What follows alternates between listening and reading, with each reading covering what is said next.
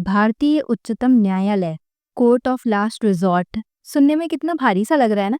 Actual में ये इतना भारी होता भी है। जुडिशरी ना सिर्फ डेमोक्रेसी का थर्ड पिलर है, बल्कि ये लेजिस्लेचर और एग्जीक्यूटिव को सही से काम करने के लिए भी बहुत इंपॉर्टेंट है। तो चलिए समझते हैं सुप्रीम कोर्ट एक्चुअल में किन मैटर्स को डील करता है। कॉन्स्टिट्यूशन ऑफ इंडिया के पार्ट 5 के चैप्टर 4 के अकॉर्डिंग सुप्रीम कोर्ट के पास 4 टाइप के जुरिस्डिक्शन होते हैं, जिनमें सबसे पहले आता है ओरिजिनल जुरिस्डिक्शन, जहाँ कुछ ऐसी केसेस फाइल किए जाते हैं जिनको सिर्फ सुप्रीम कोर्ट ही हियर कर सकता है, जैसे cases involve substantial question of laws और रिट मैटर्स और ट्रांसफर रिलेटेड केसेस। इसके बाद आता है अपीलिएट जुरिस्डिक्शन, जो बाइफिकेट किया गया है और आर्टिकल 132 से लेकर के 134 तक ऑर्डिनरी अपीलिएट जुरिस्डिक्शन में आता है। वहीं SLP that is article 136 extra ordinary appellate jurisdiction के परव्यू के अंदर आएगा। इसके बाद आता है एडवाइजरी जुरिस्डिक्शन, जिसमें सुप्रीम कोर्ट किसी भी पब्लिक इंपॉर्टेंस के क्वेश्चन में प्रेसिडेंट को असिस्ट करता है। फिर आती है अदर इनहेरेंट पावर्स, जो इंक्लूड करती है कोर्ट ऑफ कंटेम्प्ट। इसके अलावा रिव्यू पिटीशन और कोर्ट ऑफ रिकॉर्ड का जुरिस्डिक्शन भी इसी के परव्यू के अंदर आता है। चलिए अब अपीलिएट जुरिस्डिक्शन को थोड़ा डिटेल में समझने का ट्राई करते हैं। आर्टिकल 132 ये बताता है कि अगर हाई कोर्ट को ऐसा लगता है कि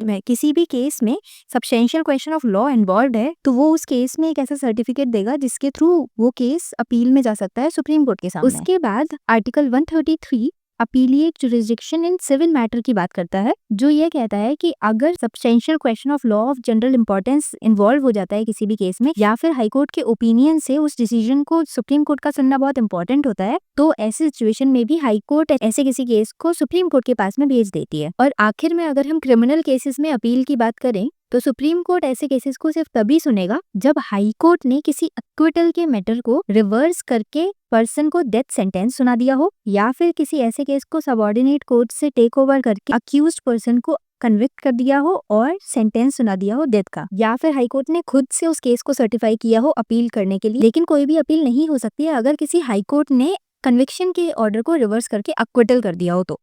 for more such information, like and subscribe.